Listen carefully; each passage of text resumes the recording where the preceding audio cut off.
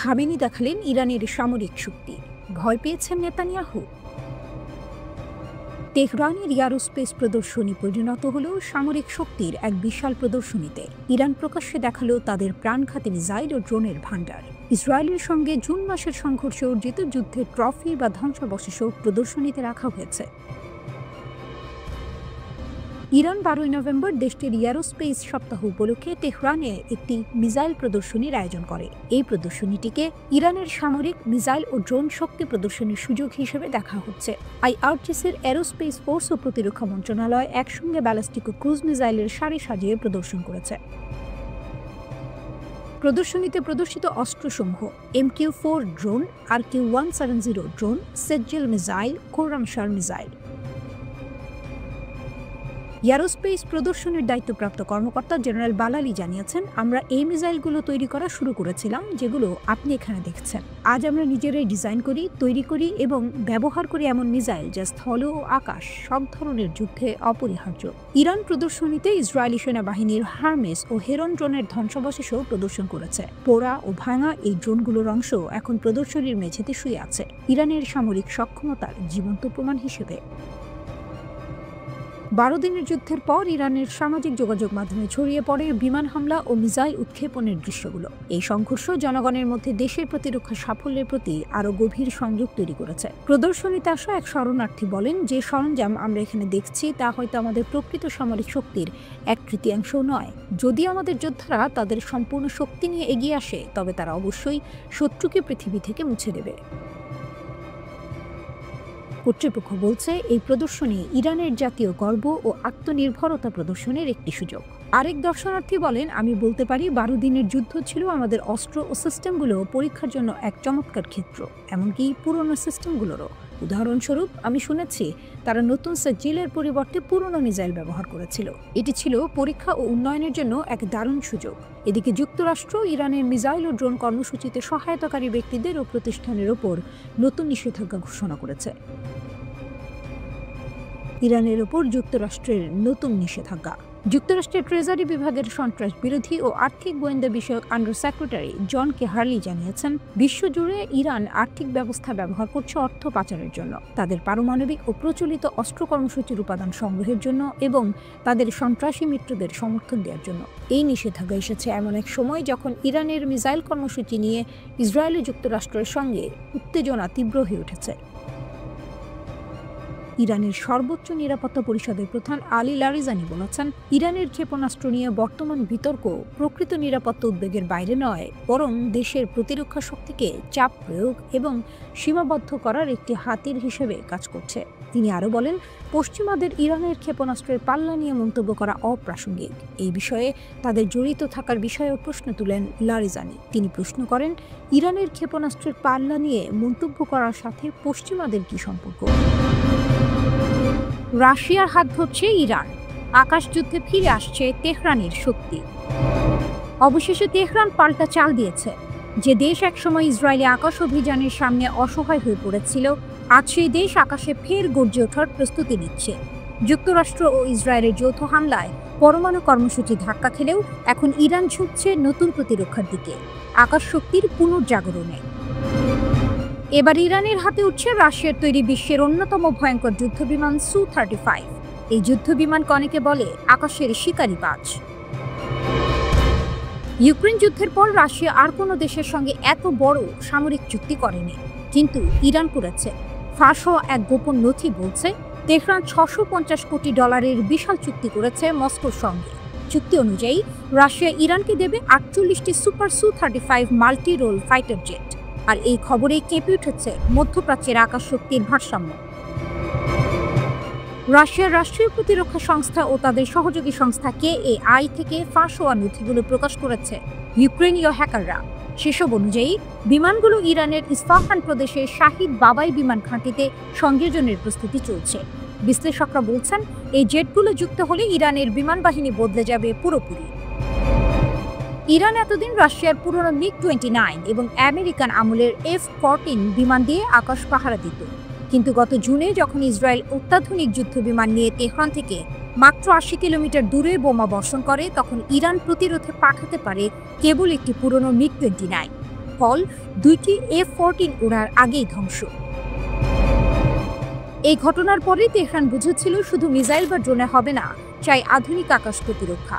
তাই এবার রাশিয়ার দিকে হাত বাড়িয়েছে ইরান। কেন এত সমালোচনায় Su-35? এই যুদ্ধ বিমান রাডারে প্রায় অদৃশ্য, আছে উন্নত ইনফ্রারেড সেন্সর ও অতি দ্রুত গতির মিসাইল সিস্টেম। এটি একসঙ্গে 12টি পর্যন্ত আকাশ থেকে আকাশ ক্ষেপণাস্ত্র বহন করতে পারে। আক্রমণ ও প্রতিরক্ষা দুই দিকেই সক্ষম। রাশিয়ার ভাষায় একটি বিমানই একটি স্কোয়াড্রন। বিশ্লেষকরা বলছেন এই বিমানগুলো ইরানের হাতে আসলে ইসরায়েলি F-15 ও F-16 যুদ্ধ বিমানগুলো আর আগের মতো আধিপত্য বিস্তার করতে পারবে না, কারণ প্রযুক্তি ও গতির দিক থেকে Su-35 এখন বিশ্বের অন্যতম শ্রেষ্ঠ ফাইটার জেট। তবে এক প্রশ্ন থেকেই যায়, রাশিয়া আদৌ 48টি বিমান সময় মতো তৈরি করতে পারবে কিনা? কারণ নিষেধাজ্ঞা ও উপাদান সংকটে এখন রুশ প্রতিরক্ষা শিল্প ধীর গতিতে চলছে। সাধারণত তারা প্রতি 2 মাসে একটি করে বিমান তৈরি করতে পারে। তবুও তেহরান নির্ভর করছে মস্কোর উপর, কারণ এই মুহূর্তে ইরান জানে যুদ্ধের ময়দানে টিকে থাকতে চাইলে আকাশে শক্তি দেখাতে হবে। ইরানের নেতারা মনে করছেন Su-35 পেলে তাদের আকাশ প্রতিরক্ষা এমন উচ্চতায় পৌঁছাবে যা আগে কখনো হয়নি। তখন শুধু পরমাণু নয়, আকাশও হবে তেহরানের ঢাল। একসময় পরমাণু কর্মসূচিতে ধাক্কা খাওয়া দেশটি এখন বলছে, আমরা থামিনি, কেবল দিক বদলেছি। তেহরানের চোখ এখন আকাশে, আর সেই আকাশে শিগগিরই উড়বে রাশিয়ার শিকারিবাজ Su-35, যা বদলে দিতে পারে পুরো মধ্যপ্রাচ্যের শক্তির মানচিত্র। অবশেষে কি পরমাণু ক্ষমতাধর হয়ে উঠল ইরান? জাতিসংঘের পরমাণু সংস্থা IAEA এর রিপোর্ট এবং ইসরায়েলি প্রধানমন্ত্রীর দাবির ভিত্তিতে তেহরানের সামরিক সক্ষমতা নিয়ে যে উদ্বেগ দেখা দিয়েছে তা বিশ্বজুড়ে নতুন করে আলোচনার জন্ম দিয়েছে। এই জল্পনা যদি সত্যি হয়, তবে ইরান শুধু আঞ্চলিক নয়, বৈশ্বিক শক্তিতে পরিণত হবে। পরমাণু সক্ষমতায় ইরান, ট্রাম্পের দাবি কি মিথ্যা? গত জুনে ইরানের পারমাণবিক কেন্দ্রগুলোতে হামলার পর যুক্তরাষ্ট্রের প্রেসিডেন্ট ডোনাল্ড ট্রাম্প দাবি করেছিলেন আয়াতুল্লাহ আলী খামেনির দেশটির পরমাণু কর্মসূচি সম্পূর্ণ ধ্বংস হয়েছে। কিন্তু তার সেই দাবিকে সরাসরি মিথ্যা প্রমাণিত করেছে জাতিসংঘের পরমাণু সংস্থা international atomic energy agency IAEA। IAEA এর প্রধান রাফাল গ্রোসি জানিয়েছেন ইরানের কেন্দ্রগুলোতে এখনও প্রায় 400 কেজি সমৃদ্ধ ইউরেনিয়াম মজুদ রয়েছে। বিজ্ঞানীরা এটিকে পারমাণবিক অস্ত্র তৈরির মূল উপাদান হিসেবে ব্যবহার করেন। গ্রোসির এই বক্তব্য সামরিক বিশ্লেষকদের উদ্বেগ আরও বাড়িয়েছে, কারণ এই পরিমাণ ইউরেনিয়াম দিয়ে ইরান প্রায় 10টি পারমাণবিক বোমা তৈরির সক্ষমতা অর্জন করতে পারে। যদিও বর্তমানে তেহরানের হাতে কোনো পরমাণু অস্ত্র নেই বলেই দাবি করে আসছে IAEA। তবে ইরানের সর্বোচ্চ ধর্মীয় নেতা আয়াতুল্লাহ আলী খামেনির জ্যেষ্ঠ উপদেষ্টা আলী শামখানি স্পষ্ট করে দিয়েছেন, শত্রুদের হামলা সত্ত্বেও ইরানের পারমাণবিক কর্মসূচি টিকে আছে। তিনি বলেন, পারমাণবিক স্থাপনা ধ্বংস হলেও আমাদের খেলা শেষ হয়নি। সমৃদ্ধ ইউরেনিয়াম এখনও অক্ষতই রয়েছে। যদিও খামেনি বরাবরই বলে এসেছেন ইউরেনিয়াম ব্যবহার করে অস্ত্র তৈরির কোনো পরিকল্পনা তেহরানের নেই। নেতানিয়াহুর মারাত্মক দাবি, ICBM কি পূর্ব উপকূলে আঘাত হানবে? ইরানের পারমাণবিক সক্ষমতার এই জল্পনার মধ্যেই ইসরায়েলের প্রধানমন্ত্রী বেনিয়ামিন নেতানিয়াহু এক মারাত্মক দাবি করেছেন। তিনি বলেন, ইরানের হাতে চলে এসেছে আন্তঃমহাদেশীয় ব্যালিস্টিক মিসাইল ICBM এর শক্তিশালী বহর। তার মতে, এই অস্ত্রটি 11,000 কিলোমিটার জুড়ে হামলা চালাতে পারে, যা দিয়ে যুক্তরাষ্ট্রের পূর্ব উপকূলেও আঘাত হানা সম্ভব। এটি সবার জন্য একটি বড় বিপদ। নেতানিয়াহু তার দাবির সপক্ষে কোনো জোরালো প্রমাণ হাজির না করলেও সমর বিশ্লেষকরা বলছেন, ইরানের বর্তমান রকেট প্রযুক্তি আন্তঃমহাদেশীয় ক্ষেপণাস্ত্রের সফল পরীক্ষার জন্য যথেষ্ট। যদি ইরান 12,000 কিলোমিটার পাল্লার খোররামশার 5 মডেলের ICBM তৈরি করতে পারে, তবে তা অবশ্যই পারমাণবিক ওয়ারহেড বহনে সক্ষম হবে।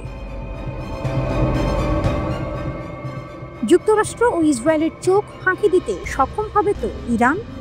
এই প্রশ্নের উত্তর খুঁজতে গেলে দেখা যায়, একই দিকে যেমন ট্রাম্পের দাবি ভুল প্রমাণিত হয়েছে, ঠিক তেমনই নেতানিয়াহুর ICBM দাবির পক্ষেও সরকারিভাবে কোনো নিশ্চয়তা মেলেনি। তবুও IAEA এর রিপোর্ট এবং নেতানিয়াহুর দাবি, এই দুয়ে মিলে একটি নতুন মেরুকরণ তৈরি করেছে। বিশেষজ্ঞদের মতে, ইরান যদি সত্যি ICBM ও পর্যাপ্ত ইউরেনিয়াম মজুদের মাধ্যমে পরমাণু অস্ত্রের সক্ষমতা অর্জন করে থাকে, তবে বিশ্ব ভূরাজনীতির মোড় ঘুরে যাবে। তেহরান সম্ভবত পারমাণবিক অস্ত্র তৈরির দোরগোড়ায় পৌঁছে গেছে।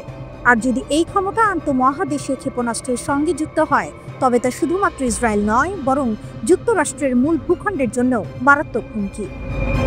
ইরানের পারমাণবিক কর্মসূচি ধ্বংস হয়েছে বলে যারা স্বস্তির নিঃশ্বাস ফেলেছিলেন, তাদের জন্য এটি একটি বড় ধাক্কা। ইরানের সর্বোচ্চ নেতার আশ্বাস এবং IAEA এর রিপোর্ট যেন এই বার্তাই দিচ্ছে, শত্রুর আস্তানায় আঘাত হানার সক্ষমতা অর্জনের পথে এগোচ্ছে তেহরান।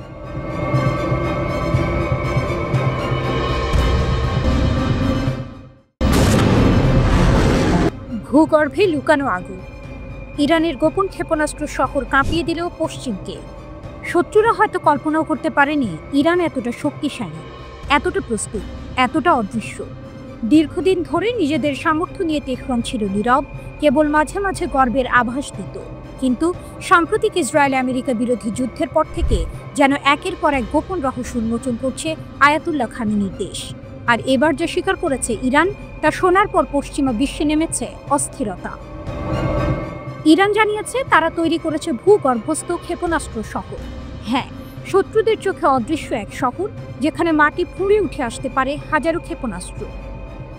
ইরানের রাষ্ট্রীয় গণমাধ্যম প্রেস টিভি জানিয়েছে নতুন এই প্রতিরক্ষা ব্যবস্থাটি নির্মিত হয়েছে সিভিল ডিফেন্সের নীতি ও মানদণ্ড অনুসারে।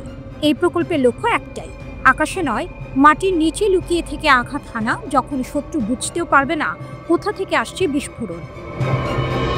তেহরানের প্যাসিভ ডিফেন্স অর্গানাইজেশনের প্রধান ব্রিগেডিয়ার জেনারেল গোলাম রেজা জালালি জানিয়েছেন, এই ভূগর্ভস্থ ক্ষেপণাস্ত্র শহরগুলো আমাদের সাফল্যের প্রতীক, আমাদের প্রতিরোধ ক্ষমতার জীবন্ত প্রমাণ। তিনি আরও বলেন, এই প্রকল্পগুলো শত্রুর আগ্রাসন প্রতিহত করার জন্য গড়ে তোলা হয়েছে, বিশেষ করে ইসরায়েলি শাসনের বিরুদ্ধে। জেনারেল জালালির মতে গত জুনে 12 দিনের যুদ্ধে ইরান তার সামরিক সক্ষমতা দেখাতে সক্ষম হয়েছিল এই ভূগর্ভস্থ ব্যবস্থা ব্যবহার করে। সেই যুদ্ধ ইরানের জন্য একদিকে এনেছে সাফল্য, অন্যদিকে দেখিয়েছে কিছু দুর্বলতাও। তাই আয়াতুল্লাহ খামেনি এখন দেশের সব প্রতিরক্ষা সংস্থাকে নির্দেশ দিয়েছেন সেই দুর্বলতা দূর করতে নতুন কর্মসূচি হাতে নিতে। কিন্তু এখানেই গল্পের টুইস্ট। খামেনি শুধু প্রতিরক্ষা ব্যবস্থায় শক্ত করছেন না, তুলে নিচ্ছেন ক্ষেপণাস্ত্র কর্মসূচির সব সীমাবদ্ধতাও। এর আগে ইরানে উৎপাদিত অস্ত্রের পাল্লা সর্বোচ্চ 2200 কিলোমিটারে সীমাবদ্ধ রাখার নির্দেশ দিয়েছিলেন সর্বোচ্চ নেতা, কিন্তু এখন সেই সীমা নেই। এখন ইরান সিদ্ধান্ত নেবে নিজের মতো করে, তার নিরাপত্তা, তার প্রয়োজন, তার ভূ রাজনীতি অনুযায়ী। বিশ্লেষকরা বলছেন এটি ইরানের প্রতিরক্ষা নীতিতে এক ঐতিহাসিক পরিবর্তনের ইঙ্গিত। তেহরান আর কোনো সীমা মানবে না, তারা মানবে না কোনো বাইরের চাপ, কোনো পশ্চিমা নিষেধাজ্ঞা, কোনো ইউরোপীয় হুমকি।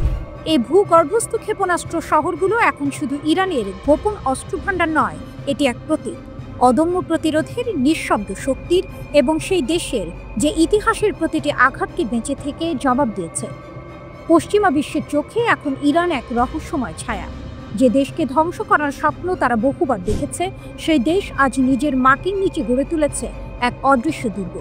যখন তারা আকাশে খুঁজবে শত্রু, তখন তেহরানের প্রতিশোধ আসবে মাটি ফুঁড়ে, ভূগর্ভ থেকে, নীরবে কিন্তু বিধ্বংসী শক্তিতে।